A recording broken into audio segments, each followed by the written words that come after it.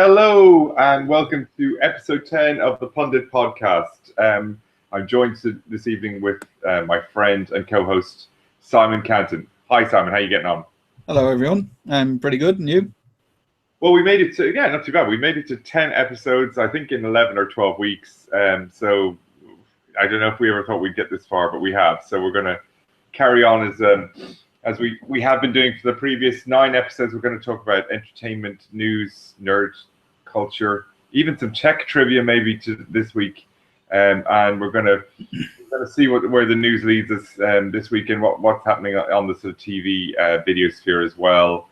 I mean, I think one of the things I want to talk about this week is just briefly some tech news. So maybe we kind of deal with that. Maybe it's something at the top of the show we can deal with, and sort of deal with quickly. Microsoft Build Conference is happening at the moment. It'll be going on for the next couple of days till the 1st of May. Some interesting stuff being announced there. More news in relation to Microsoft 10, the new operating system. A new browser has been announced. It was a code named Spark, and it's now been called Microsoft Edge.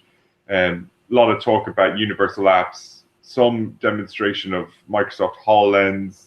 Calling it Edge was strange because, well, I mean, you're a big PC gamer. I've asked you before on this show. Windows 10, is this going to be the thing for you? Has this changed your mind? Have you any interest in it at all? No, nothing at all. Like, I use Windows to game and to write books. So, does this help me game and write books better? No, it's got more distractions and more stuff I don't want. Like, this would be the ultimate distraction machine. If you use your PC to look at Twitter and Facebook and stuff like that, then it's probably perfect, other than it's being shared with every federal agency under the sun. So if that's your thing, like if your thing, oh, what's happening? If your thing is social media, then it's probably a good fit. My thing is not social media. My thing is trying to eliminate social media because it distracts me from doing other stuff. It's interesting you say that because I think that's a really good pitch. I think Microsoft would really, except for the bit about the Federal Bureau, the feed, I actually think Microsoft would love that as a pitch because I think they are selling it as an integrated product or application. And they think, and frankly, that's where the market is going. I mean, you've got Cortana, which I've never used, which is like a Siri thing, which I have an iPhone, but I don't use Siri because, like, why would you, when you have to press the button to turn Siri on to whatever, why would you do it? It actually does make more sense when you've got a computer that's already on and it's kind of listening in the background. A bit like Xbox One, in that. But your Xbox is in your living room. Your PC is in your home office or whatever. I agree with you. It's very funny because I certainly have been thinking about, and I know we're going to try and push ourselves for time, so we haven't spent too much time on this because I could talk for a while. I've been looking at, upgrading to maybe a sort of a hybrid laptop like Surface, and like a lot of these features, and you're exactly right. They're kind of gimmicky features, which which aren't good for productivity. They're really good for distractions, which is exactly what you don't want, and actually what businesses, which is a lot of Microsoft's customer base, don't want. They don't want their employees to be able to go, hey Cortana, can I get tickets to the Mets game, or where's the whatever, whilst they're meant to be doing whatever they're meant to be doing productivity wise. And clearly, some of this application is going to help from a work base, but honestly, the voice control stuff is definitely the way of the future. But I work in a sort of open business plan type of a unit, and we all have laptops, we all have mobile phones going on, we're all interacting, but it would be odd if I was sitting there talking to my laptop, or dictating information, albeit there's some rather odd things that go on where I work as well, including using dictating machines. So I mean, it's not that different, but it's interesting. I think you're absolutely right, though. A lot of the increased uses will be very good for social play, entertainment side, and maybe certainly I look at it that way. But at the same time, I've seen a lot in the demonstrations that would be good in interactive terms, in terms of maybe being able to do things a bit quicker and trying to not like a browser being much more sort of user friendly and learning what you want than anything like that. So we'll see. But it still hasn't convinced you, even though. No, it's not going to convince me from everything they've released. I'll probably end up having to use it in work, although it depends. Work isn't that pushed about Windows 8, obviously, because they're security conscious. You don't want to have open security where everything is being hacked all the time. So Windows 7 is more the thing. But yeah, but I was going to say, like Heidi, my wife Heidi, this would be the ideal operating system for her. She loves Facebook and Pinterest, not Pinterest. What's the one? The one with the pictures. Instagram, that's the one. Instagram and Facebook and that kind of stuff is her thing. And it's definitely not my thing. I can easily get wrapped up in social media and lose an hour, and then I'm an hour behind in whatever book I'm writing. So that's not going to help. Yeah, I absolutely. And I mean, I definitely see that. I mean, it's going to be a free upgrade. DirectX 12 is going to be sort of embedded in the system, going to help you with games into the future, but we'll see. One last thing before we move on from the Microsoft thing. I don't want to spend too long on Microsoft. Well, first of all, Microsoft Edge, is that better than Internet Explorer? Well, that's what I was going to say. They picked the name Edge. If you have Internet Explorer, like we use Internet Explorer for our web portal and work, yeah. The newest version of Internet Explorer is called Edge. It's Internet Explorer 10 or 11 or whatever the newest version is called Edge. So it's already called Edge. So I don't know why this is like. If you're going to differentiate it, don't call it the thing that's already out, I guess. Yeah, I don't know. Are you on a preview build, or by any chance? No, it's just the latest version of Internet Explorer. Now, the only way you get to see that it's called Edge is if you go into the developer tools, and then it has a list of like Internet Explorer versions, and the latest one is Edge. Yeah, it's funny that because you would have expected a lot of people to say the exact same thing that you're saying, but the media didn't pick up on that at all. Obviously, from your side of the traps, and that's interesting to know that. That's a little bit of insider knowledge, because I would have thought people would have made a comment about that, because use the Internet Explorer. Yeah, I'm the only person. I'm pretty surprised that you use Internet Explorer. I mean, like as your search-based browser, Well, no, it's because it's specifically for the web portal that we sell. So the PCs that people use to connect to this web portal, they don't have internet access. They only have this web portal. So it's just specially designed for that browser because it's built into every. Like if you install Windows, it's got Internet Explorer already. Whereas if we based it on Firefox, then everyone would have to download and install Firefox or Chrome or whatever it would be. Okay, well that's interesting. HoloLens. I mean, this was announced in January, or at least the first sort of video footage of this product. Again, there's some interesting uses for teaching in terms of. But it's Google Glass. Huh? I haven't been paying a lot of attention, but this is just Google Glass. We already had this. Well, it's not, because Google Glass is like an overlay. It's not with holograms. I mean, some of the stuff they were talking about here, so it was almost like a smartphone on your eyes, right? And it needed, I think, a smartphone for it to be whatever. This is a completely untethered device, according to Microsoft. I mean, but it's bigger. It's bigger and clunkier than Google Glass as well. Oh, it certainly is. I mean, and this is a prototype, but I suspect it will remain so, because it's like, this is a thing which, a person who was wearing these glasses could sit in his effectively empty apartment, right? And then he'd look at the wall and he could have a TV there, and then he can stretch the TV to whatever size. Yeah, and then he follow. So if he goes walking towards the kitchen, he can have the TV follow him, and then he can replace it on the cabinet while he's doing his pasta. But I think it's a nice idea. It's just that the Google Glass itself, I was reading an interview with the guy who was the head of the department for Google Glass.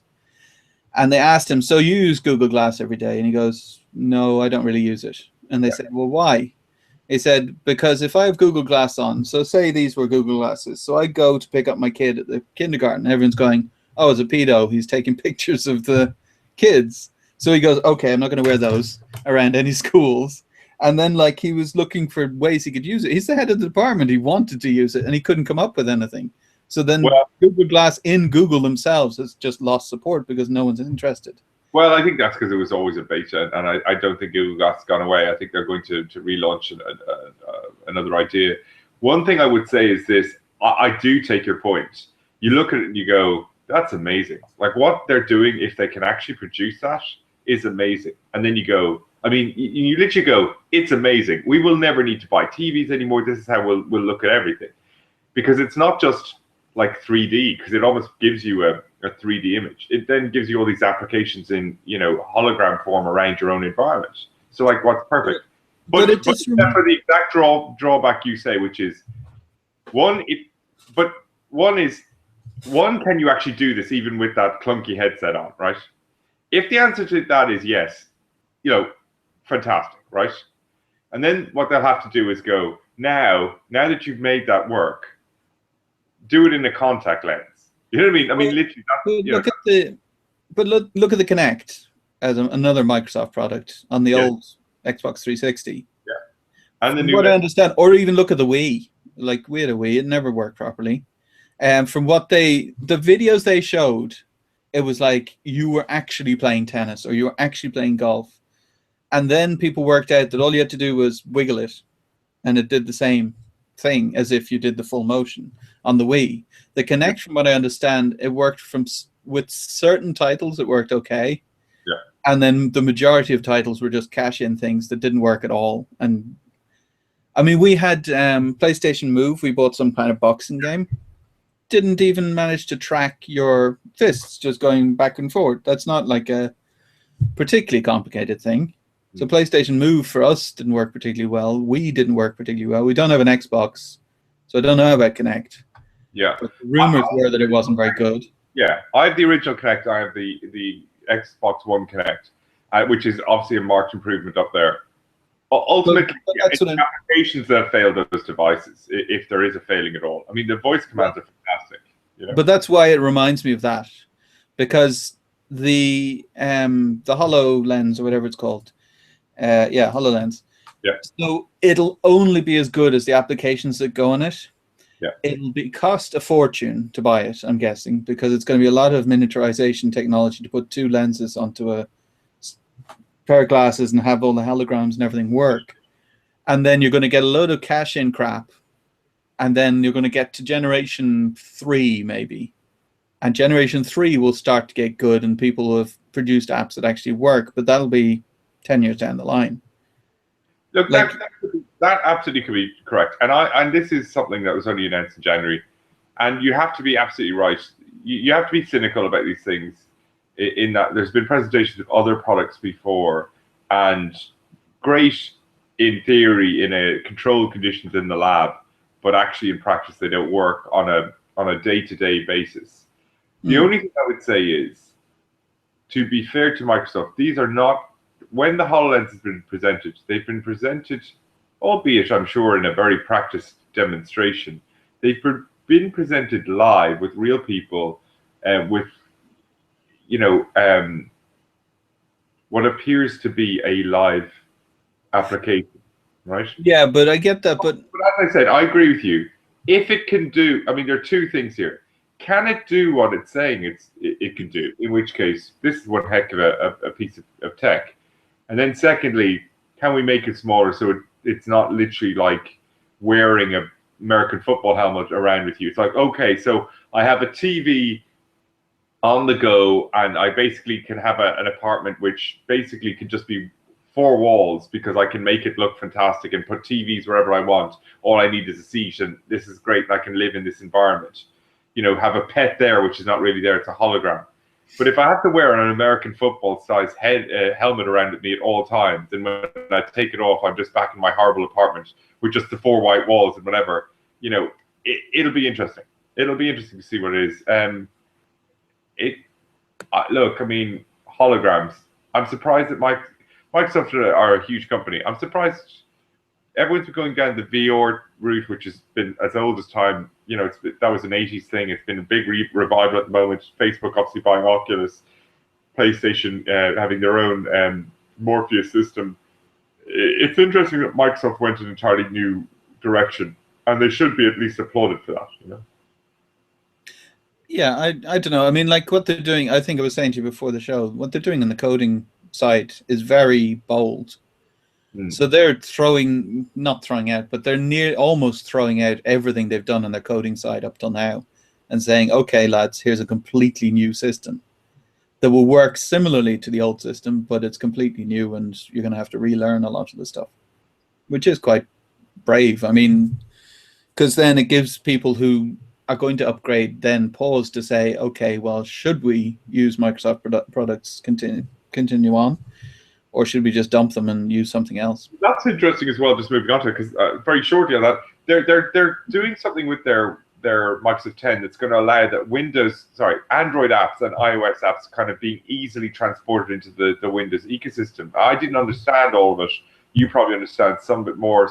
They're using some sort of creative C or some sort of language like that, which seems, iOS is a specific language. Yeah. So Mac was based on, I don't know at which stage, but it's based on this thing since the 80s, I think. This particular type of C, which is not the same as C, C++, and C# that everyone else uses. So they use a particular one just to be specific to them, which means if you make something for the PC, you then have to rewrite it into Mac. The one thing I think Microsoft look, they realize in terms of public perception that Apple may well have won the hearts and minds at this moment in time. But they're definitely trying to change the perception of themselves as being a closed shop. I mean, they're opening up their systems in a big way. Their apps are going onto iOS. I think, they're saying it as, oh, we're all free and whatever. But I actually think secretly, really what they're saying is it's putting down the gauntlet to Apple to say, well, now you're the guys who are closing off your system and prevented people from swapping from, one device to another. Because one of the problems with Apple always was, once you went in, you were like, this is great, and now I've bought all my apps. I got to stay here, so I've got to buy a new iMac, a new iPhone, a new whatever. And they've worked out quite well. But if Microsoft's promises are correct, it seems that actually some of the apps you bought on the Apple stores, you may be able to use on a new Windows Surface or a new Windows. Oh, no, it doesn't work like that. No, it's from a developer standpoint. So it means that say Endomondo, for instance, I just installed this week. So Endomondo is an Android app. It means that the developer can port that over onto Windows 10, but it's up to them whether they decide, okay, all our existing customers get it for free, or all our existing customers have to pay. As well, I mean, because otherwise, why would they? Where's the money in it for them? But I mean, so what you're saying is it's just making it easier. So it's a bit like the Xbox One, which is, well, it's a PC now, so if you make it on PC, right-click, save as Xbox One, and it's done, kind of thing. So it's just to make it easier to port. Okay, well, I mean, still, it's interesting to see them opening it up. Okay, we're going to move on to a couple more tech things. I spotted something about this. There are two things we want to talk about. This is Robot Chef and warp drives, and NASA and NASA warp drives. I mean, let's talk about this Robot Chef. There's a YouTube video out there. If you search for Robot Chef, I'm not going to show you it because it'll probably break the podcast. And effectively, there's a robot chef being sold, being prototyped, maybe available to market in 2017. It's one of the company's makers. I'm trying to remember the name of the company's makers. If you get to it first, you can tell me. Moly Robotics. Yeah, Moly Robotics have produced this prototype, and they've also gotten Tim Anderson, who is one of the finalists on MasterChef a few years ago, the British version, to sort of help with recipes and sort of mirroring his movements, etc. There's a great CGI trailer which kind of gives you an idea of what is meant to be the finished product. Reminded me of a video game trailer, nothing to do with the actual finished product. It's just showing this dream of what it could be. But I think one of the articles I read yesterday about it was it might cost up to 15,000 euros. I thought that was cheap. You know, for ten if it thousand pounds sterling, it says on the BBC article. $40. And I mean, like, 15,000 euros, 10,000 sterling. The price of a small car. I mean, 60,000 euros for the kitchens. I mean, maybe not you and I, but people do. Amazing. I mean, are we at the almost like the Star Trek? I mean, here we are with HoloLens. Here we are with, you know, the food processor, whatever it's called in Star Trek. What was it? I don't remember. I can't remember, but anyway, or something. Yeah, whatever. The Star Trek food processing food creator. But I mean, well, is this possible? Or how is it that a robot arm? These are robot arms similar to. They all look sort of like iRobot-y, or you know, in the CGI trailer. But how is a robot arm going to be able to, you know, touch and feel, you know, an egg and cracking this thing and mixing flour and whatever? I mean, you've seen parts of the video, and it's like it's not quite as streamlined at the moment, you know. I cook in the house, so I'm cooking every day, and robots could not deal with, like, I crack an egg, okay, as you said. Sometimes it just disintegrates and you're left with bits of shell and all kinds of crap, and you have to make sure that it's not all going to fall into the thing. Sometimes it doesn't crack at all and you have to hit it again. Sometimes it cracks a little way and then you have to kind of prise it open. So, like, there's too many variables there. It's not a repetitive process. Like, exactly. And therefore it can't just be repetition. They have to build touch and feel into the programming, because if they don't do that, you're absolutely right, it just won't work. There's too many variables. So how do you build that kind of stuff in? So the thing is, I work out on factories a lot. Yeah. With a lot of robots. Yeah.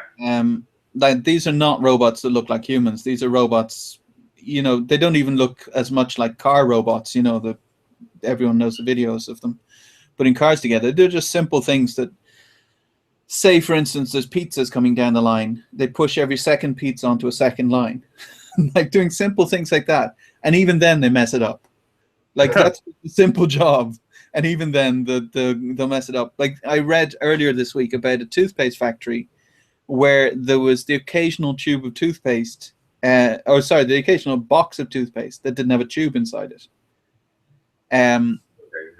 So, you know, this completely automated production line, which costs hundreds of thousands of pounds, can't manage to do these things every time. There still needs to be humans there to go, stupid robot, and fix it.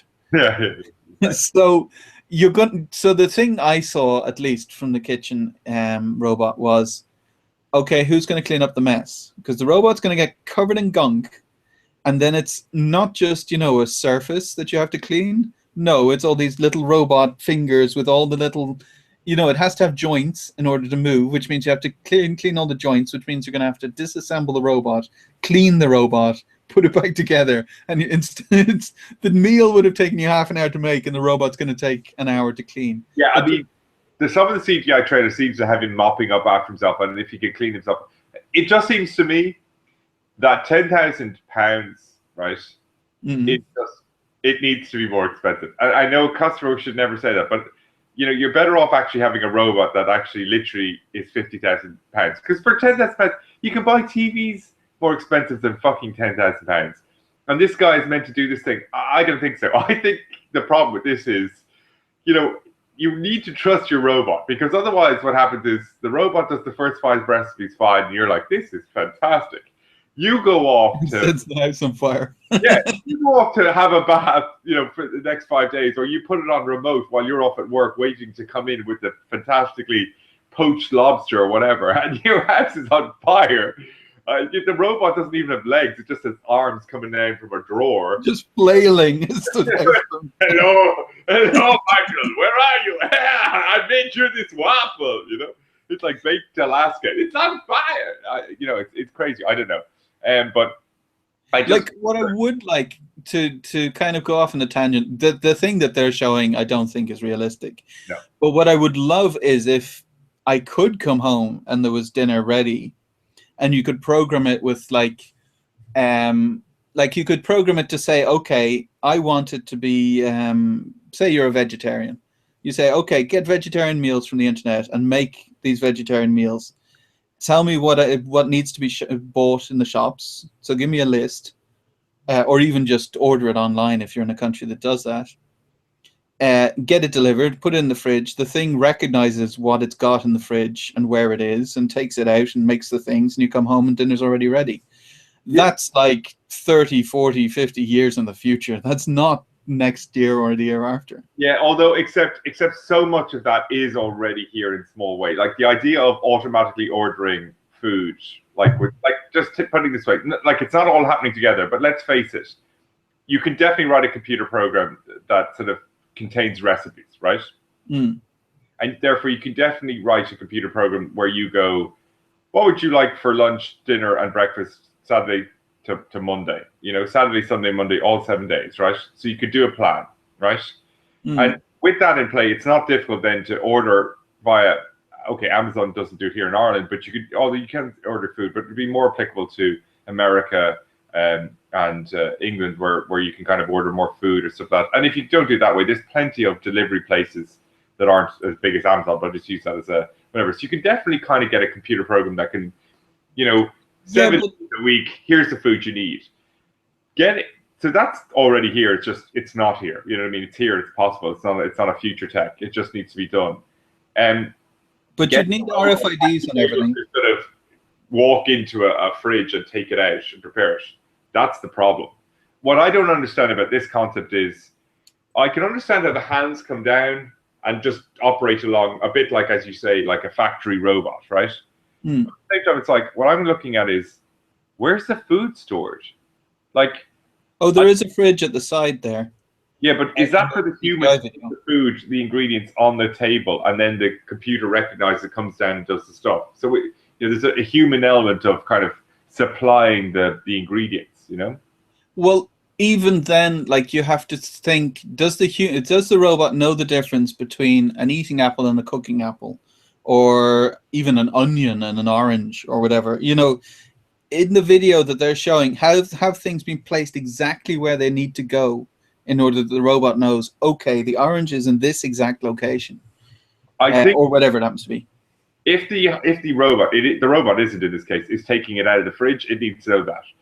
If it's just simply a bunch of arms preparing a recipe, then it's for the human to go, here are 10 items, I'm supplying the apple. It's my fault if I give a non-cooking apple or a cooking apple where the recipe does, you know what I mean? You're meant to give the ingredient. In which case, it's not worth 10 grand because you just do it yourself.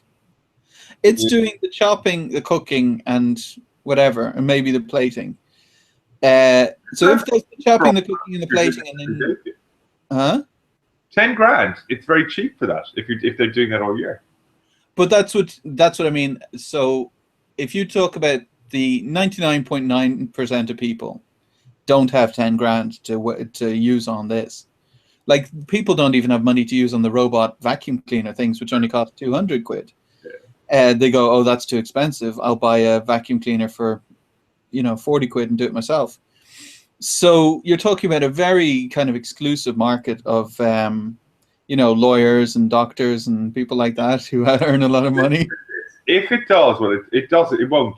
We don't know. If it was able to do some of what it purports to do, it definitely is worth the money. You actually would save the money if you just simply, if genuinely the deal is, there's a unit over there, right? Mm. And you just put the stuff in an area, X marks the spot, and it picks it up, slices and dices, and does basic functions like heating it up and whatever, right? Honestly, for 10,000 euros or 50,000 euros or 10,000, that actually might be worth a lot of. That actually is not expensive in my view. Here's the interesting thing, and just me, whatever. If it can do the job without you having to go and monitor it all the time, that's really cheap, right? Here's the thing: if it can do the job properly, look at this. There are sous chefs in real professional kitchens who's, not their only job, but a lot of their job would be prepping up food for Michelin star stuff. So that's a lot of chopping, dicing, whatever.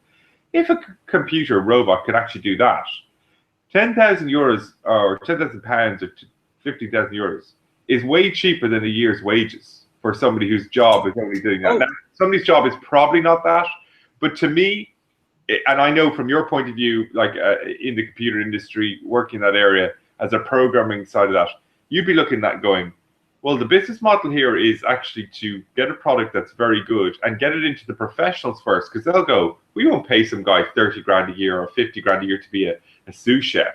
I mean, I say sous chef, that's probably a level above. Like a bog standard prep chef, you know, they're going 10,000 euros. Just, well, we have to pay way more minimum wage for those guys if they can do the job.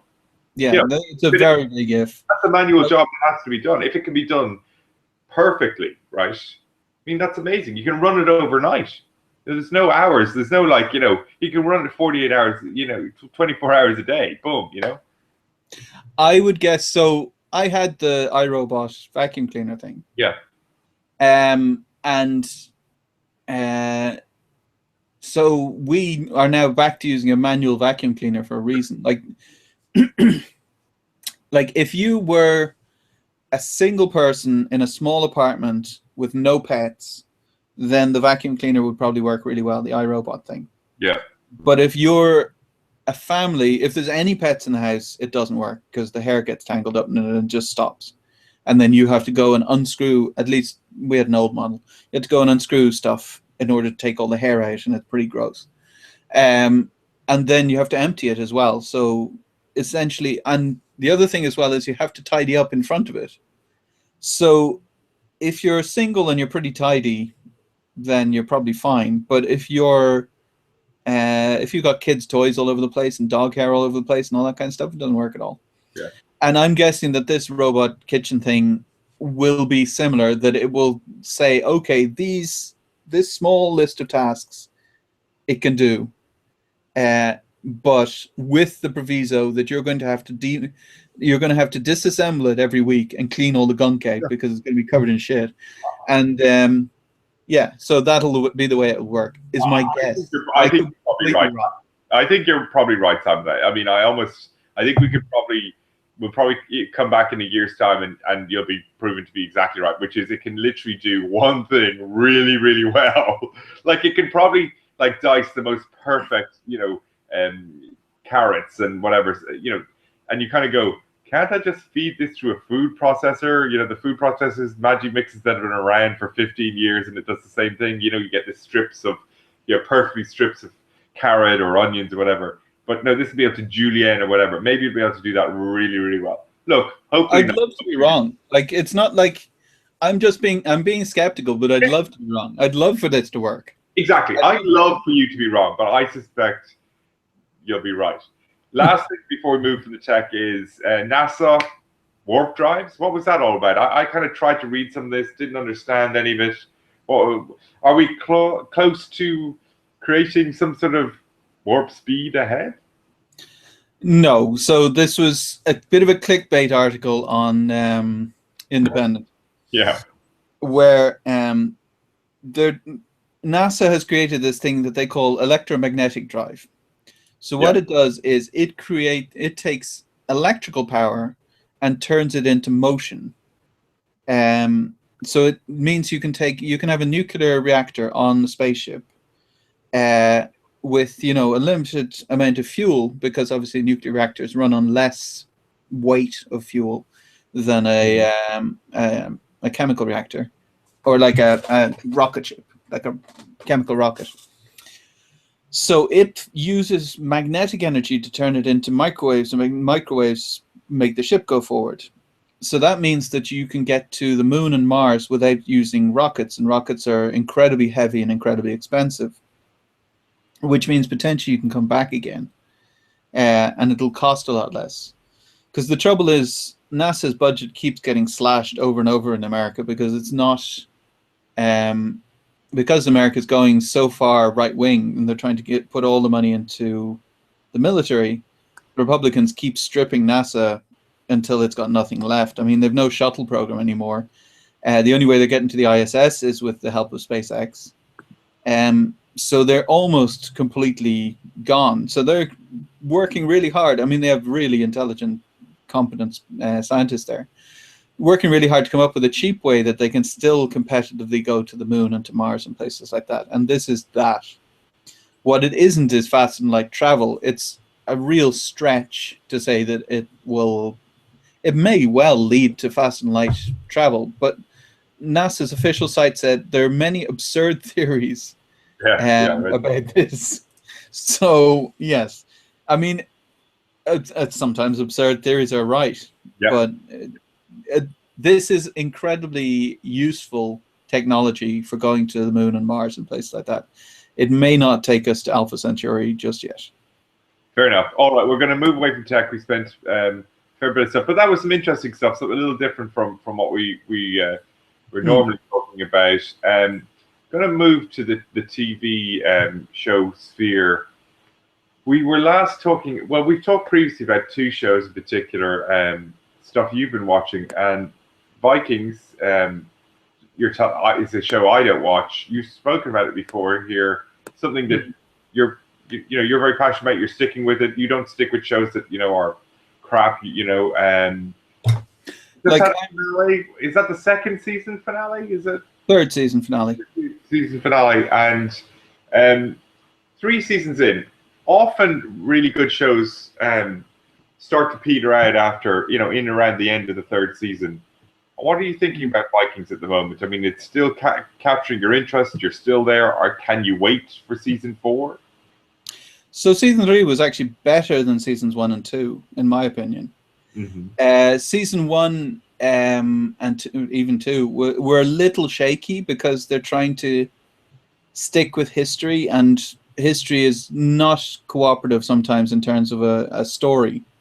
Like as the stories we're used to seeing, you got the hero's journey, basically. They're going through an arc where they start off weak and not wanting to be a hero, and they end up strong and conquering the galaxy or whatever. So Vikings has trouble because the history isn't particularly built like that. Sometimes the good guy becomes a bad guy, and sometimes the bad guy becomes the good guy, or sometimes they were both all along or whatever. But season 3 was much stronger, I thought, because they kind of honed in on the things that they're best at, in my opinion, which is Vikings beating the crap out of people, basically, and raiding the crap out of places. Because at the time, they had much stronger weapons and much stronger people. So they'd just come over and tear the places apart. So in season 3, they assault Paris, which at the time was unassaultable in most people's opinion because it had high walls and good defenses. This was before sieges were really a thing. Like you're talking about kind of before then, there'd be Trojan sieges and things like that where they basically sat outside the walls and waited until the guys inside starved. Yeah. They didn't use like catapults and stuff. So yeah, I thought it was really good.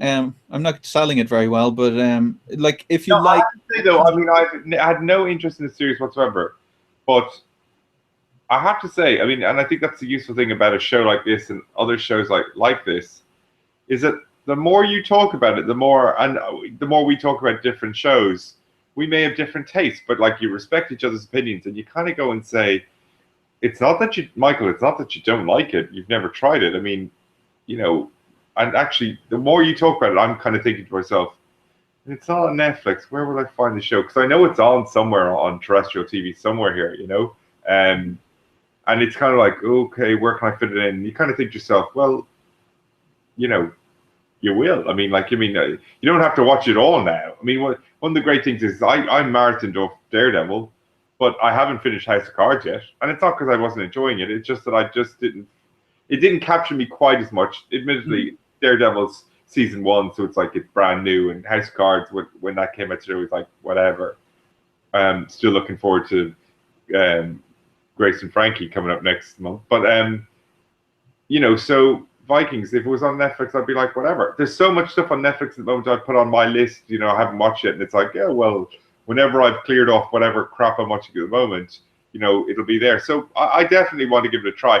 Hey, just tell me this: how many episodes are there in a season? 10.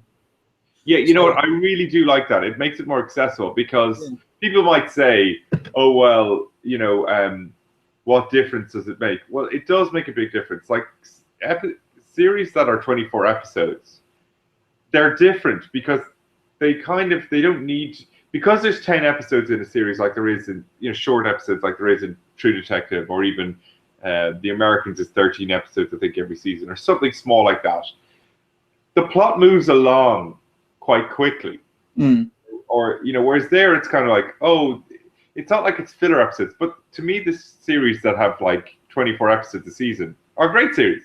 But they're Beverly Hills 90210, Dawson's Creek. And it's kind of like, great episodes in there. But a lot of them, nothing really happens. I mean, there's some more moody looks between Pacey and Joey or whatever it is. But nothing's moving very quickly. And therefore, there's a lot to catch up on if you end up being 3 seasons down. Whereas, in a 10-episode thing, you're going to know if you like it within 5 episodes, or at least, it's worth giving it a try. So, you're not a huge commitment. And then at the same time, you're like, that's great. Like, I think that's where The Walking Dead kind of put me off. Yeah, The Walking Dead has kept being short seasons, would have been so much better. Because there was a lot of episodes where they're just killing time. They're just going, okay, we've got 24 episodes to fill, or 22, or whatever it was. And we want to get, say, the governor to the prison to make a big showdown. But we can't do that yet because we've got another 16 episodes to fill. So let's just have them stare at each other and stare at the zombies, and someone do something stupid because we need some action. I think actually the problem is that, hold on a second. Yeah, The Walking Dead appears to be that way, right? I always imagine The Walking Dead as being 24 episodes, but it's not. It's actually not. Like the first season, I think, although I'm not sure if this is correct because it doesn't look right. The first season only had 6 episodes. Yeah. The second season had 13. Yeah. The current 6, then it moved to 16, moving higher. 16. 5th episode, 16. Right? So the 5th series is 16. So it's moved up to 16, which in fairness is moving in the wrong direction. I agree with you. But maybe but the weird thing is I don't disagree with you. I was watching The Walking Dead, and there was a while I kind of stopped watching it, and for some reason I just thought, Jeannie Mac, there's so many episodes and I can't keep up with this, or it's not really whatever, and it just seemed like it was a lot bigger than it was. I actually think it's because the content sometimes it's just like 90% of the original good Walking Dead was you're just sitting there feeling uncomfortable, kind of almost like you're clenching the seat. Not really because you're scared, but it's just that tension. It's there's not a lot of drama. It's just tension, and it could be for loads of different reasons. I mean, I think if The Walking Dead's major problems, so it did something right and then ended up screwing itself. Basically, it deviated from the comics early and often. And in the comics, not to spoil anything, but everyone can die. Like if you like someone, easily die if they make one mistake. And in the comics, everyone is smart as well. And it's what I'm worried about for Game of Thrones as well, that they're deviating more and more from the books, because it kind of, if you're close to the comic or you're close to the books or whatever, you have to come up with something better or take the thing that's already written down. So it means that the writers of the TV show then go, okay, what do we have? This is what happens in the book. This is what we have. Is this better than what happens in the book? Because if it's not, we'll just take what's in the book. It pushes you to get better, whereas The Walking Dead just ended up just being terrible. Like, I don't know how you feel about it, but like I gave it so much leeway. Like I kept watching, and I forget whatever the episode. So there was the season with the governor, which was atrociously bad. Because what's her name, Andrea? Yeah, a lot of people did not like that season. A lot of people. I mean, that's like Andrea in the comics is awesome. Andrea in the TV show, like I even shared, like there was a meme that just said, "What? The government are bad?" Because the governor was like shooting innocent people in front of her, and she's still going, "Oh no, he's not bad. He's just misunderstood." Like there was no, she was doing what the writers needed her to do, not what the character would actually do, which was terrible. And then they went to the next season. I went, okay, well, maybe they just needed to get that out of the way. Maybe they'll improve. And the next season, every character started doing that. Every character was just doing what the writers want them to do and not what the characters would actually do. Yeah, I mean, I think there is a danger. It's a popular show now, and I mean, I actually didn't even remember that. I mean, I just looked it up. I can't believe that the first season was only 6 episodes. But what's really interesting about that is that it literally aired in 2010, and its first episode was in October 2010, and it finished in December 2010, 6 episodes in, and it didn't come back for the second season until October 2011. So admittedly was a 13-season run. So clearly, like, no one had any faith in this show, right? You know what I mean? But what the terrible thing is, it's typical sort of marketing. Everyone loved the first season. It was only 6 episodes, so it had all the tension of almost like a movie. Yeah. And then it's like, we got to sell more ads. We got to do this and that, whatever. And I'm not even sure it's ads. I mean, as well, Darabont walked. Yeah, well, true.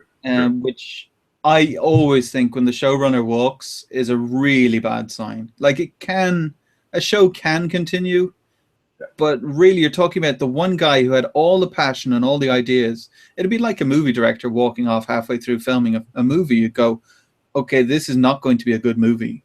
Like, if the directors walked off. It can go both ways. Sometimes people walk because, frankly, they've just been terrible, and sometimes you need, somebody to rein it in. Sometimes, reining it in is the wrong move. So you never know. It's never cause and effect. You never know what's going on. Look, I still like The Walking Dead. It has its moments. And I think it's still a good tension-based TV show. They're not afraid to kill off people. They're still not afraid to kill. Well, that's so funny. Like the way they kill off people is, oh, look, there's a new guy in the background. Oh, he's been hanging around for the whole season. Oh, he just said something. No, he's going to die in this episode. They've done that so much now. Yeah. Like, they'll have someone in the background, and you kind of recognize their face because they're not just an extra. They're actually, a background player or whatever, a repeat player. And then you go, oh, look, they're hanging around. I wonder what that guy's story is. Oh, he just talked about how he lost his wife and daughter when the outbreak happened. He dead. He's going to die right now. I think that's true to a degree, but they have killed off some central actors along the way. But actually, one of the problems with it now is they actually have to. One of the things to watch out for is similar to what I was saying. If a big or central part, there are certain people you suspect at this stage can't die, right? Like Daryl and Rick, right? And Glenn. Like, I don't know. I haven't watched the later season. Would literally take up and kill the creators, but like, and yet those same people who would take up and kill the creators because because they killed Rick and whatever are the same people who go on every Sunday night and complain about how the show is too safe, etc. But anyway, that's the internet for you. But I think now, if you are going to kill off Michael Block, for instance, like, for example, because I don't want to spoil anything, there would be an entire arc, maybe 3 episodes leading up to my death, which kind of almost gave me this kind of send off, almost like retired actor type of thing, and yeah, big "this is your life" moment at the Oscars. So it's so telegraphed. It's like, well, Michael's going to die because there's been an entire episode devoted to him, right? Which is a bit unusual, you know what I mean? And it's just like, this actor or actress wants to get, it doesn't really want to leave the show. He's been told he's been written out or she's been written out. But look, fine, but at least if I'm going to die, it's got to be this mega death that's, fucking a 3-episode arc. And, you go, well, it's fucking inevitable, So there are elements about that. But anyway, back to Vikings, we started on that. Yeah, okay. I think I sidetracked you on that, just about long episodes. But I mean, it doesn't seem intimidating. I mean, I'd like to get it. Where can I find it? So it's. Where are you up to? Now I need to look up who actually makes it. It's on HBO for me. Yeah. But I don't think it's a HBO show. I just have to look it up now.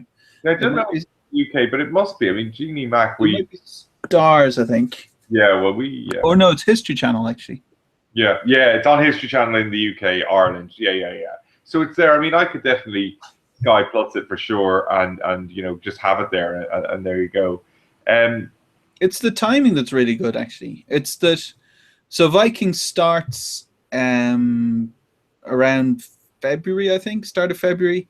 So it runs from February until April, when Game of Thrones is going to start. So there's a little bit of an overlap, a couple of episodes overlap, and because it's not like dragons and magic and everything like that, and it's not as complicated as Game of Thrones, and we're only following a few characters in Vikings, but it's a little similar in that there's a lot of action, and there's, you know, it's kind of a medieval type of society. So it's kind of a good fit for the time that it's on.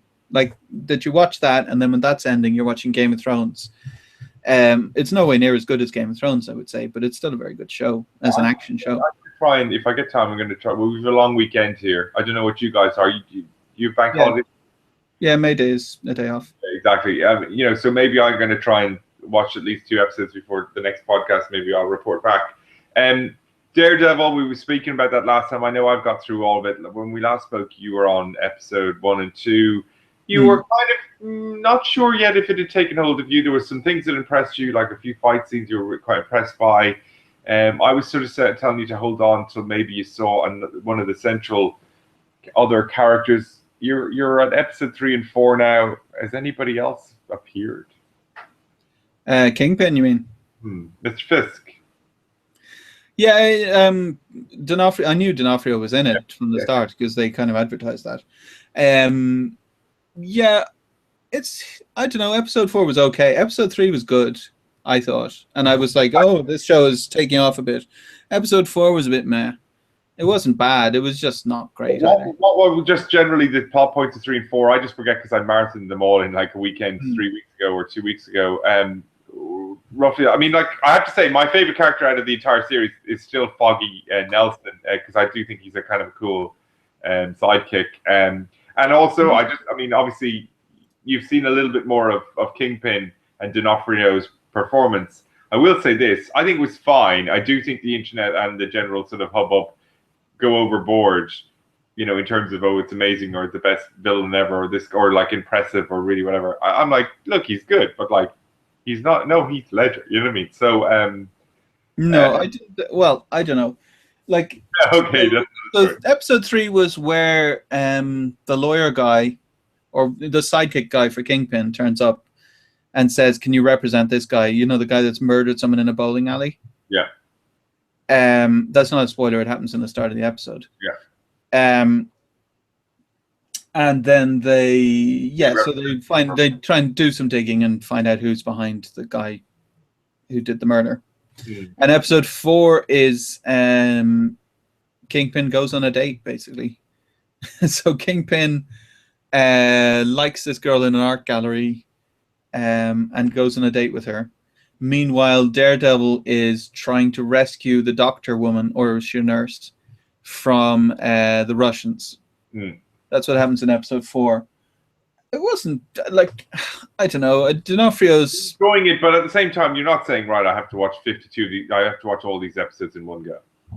Like, as a first season, it's not bad at all, really. Like most harsh critics, shows, you know, that's good praise. You know what I mean? From your point of view, you're not somebody who just, you know, loves it up with everything, you know. And no, you're not giving up yet.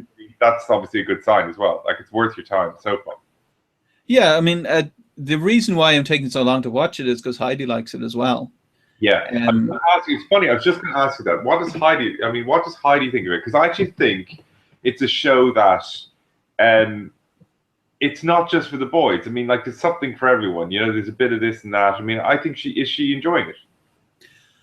It seems that way. I mean, Heidi is also picky. Like, I'm very picky about shows. Heidi's also very picky. Like, if for a lot of shows, I'll be watching and she'll watch like the first couple of episodes and go, "No, it's not for me," and just walk away, and then I'll watch the rest.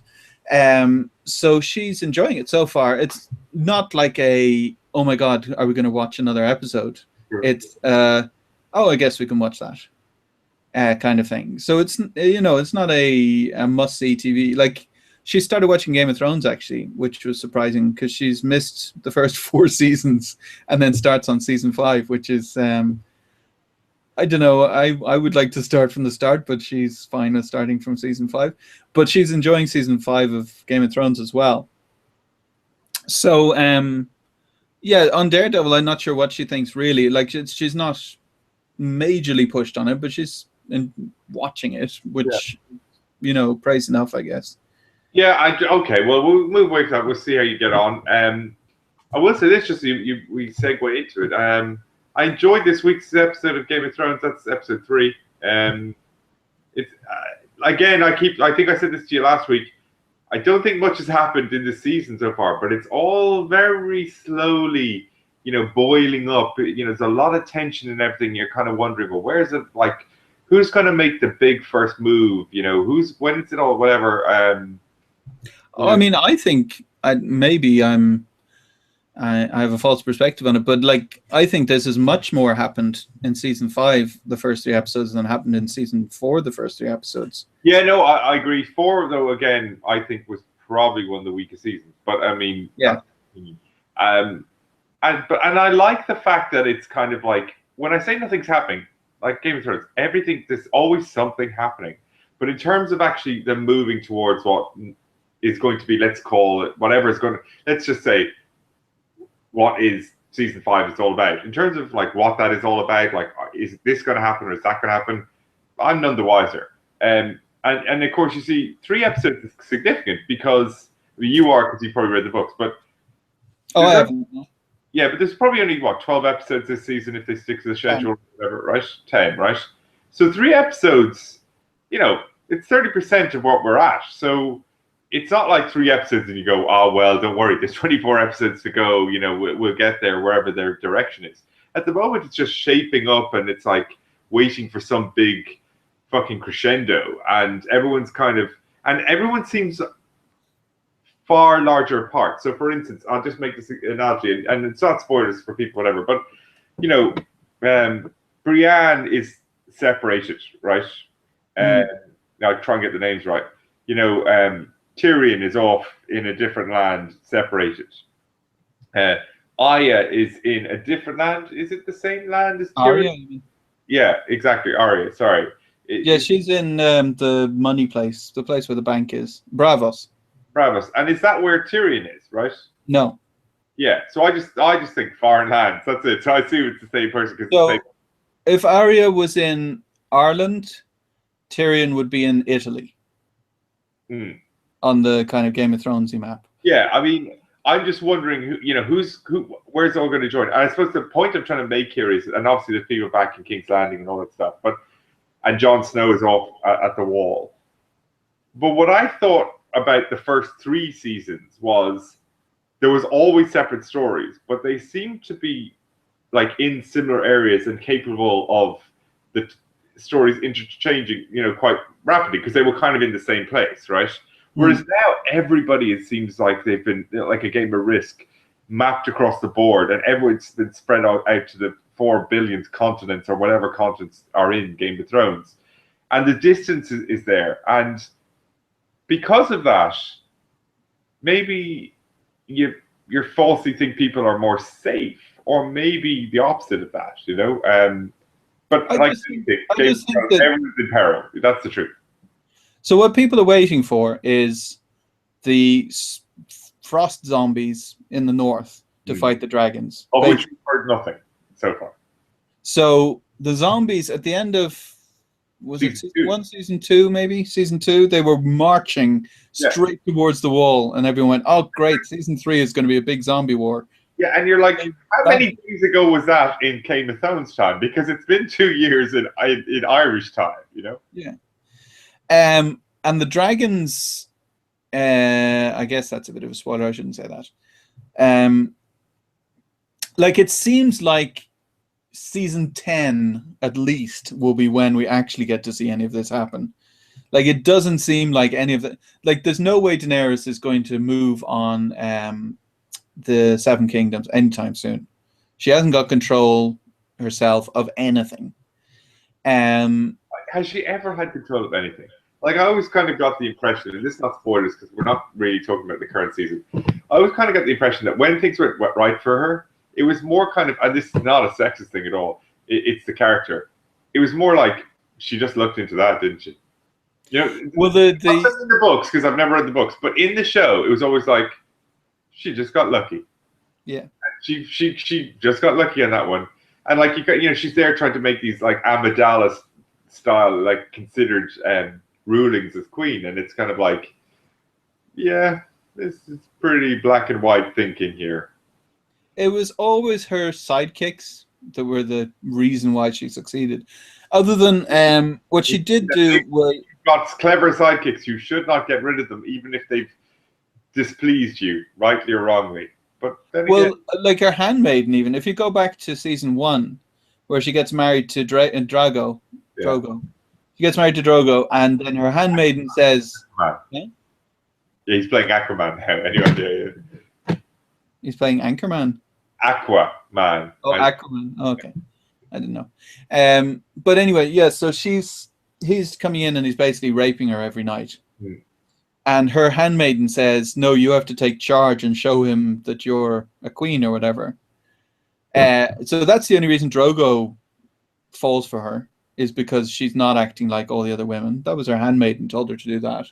Like, she's always, it's been advisors kind of helping her the whole way. Yeah, no, and some of them have been her best people, and of course, clever people obviously realize, who their good advisors are, and they trust them, but she has her own issues about that. Although I think one of her advisors may have a bigger role in this season because he nicked Tyrion. Possibly.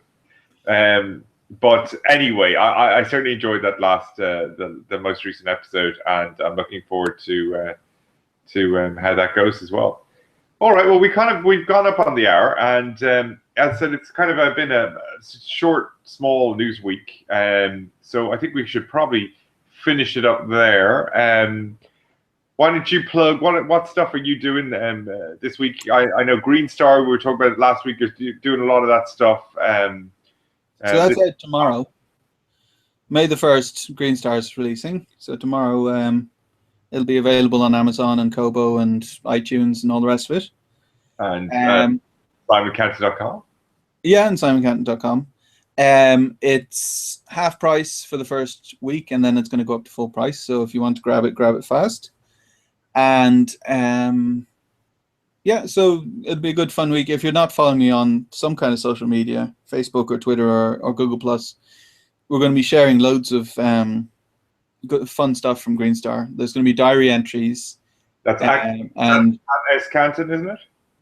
Yeah, at S Canton on Twitter. So you get to see all the quotes from the series and stuff like that, which is good fun. And you've been getting some good buzz so far as the build-up?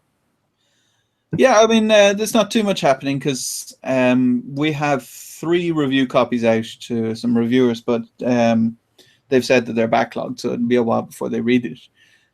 So no one's really read it other than us so far. So it starts a fresh, busy time tomorrow, effectively. Yeah, so it'll be good fun to see what everyone thinks. That for sure. You can catch me on @BadBarris on Twitter. Still, if you've any questions for the Pundit podcast or you want to be a guest on the show, just ask. Asking random strangers. We're an interactive conversational podcast. We need to, heat it. Bring the heat. Bring the heat for sure. We'll see. As I said, it's been a relatively slow news week. Although some interesting stuff that was there is interesting. The warp drives, Microsoft's entertainment systems, robot chefs, and other like these are the kind of things that should be in your books, and you can be found. They are in my books. Exactly. That's why we talk about them here on this podcast. Anyway, we'll be back for episode 11. It'll be episode 11 next week, next Thursday, same time, same Pundit channel, 8:30 my time, 7:30 your time, Simon. No, an hour later instead of an hour earlier. Yeah, exactly. It's always the way. Anyway. Good night, folks. Catch us on iTunes. See ya.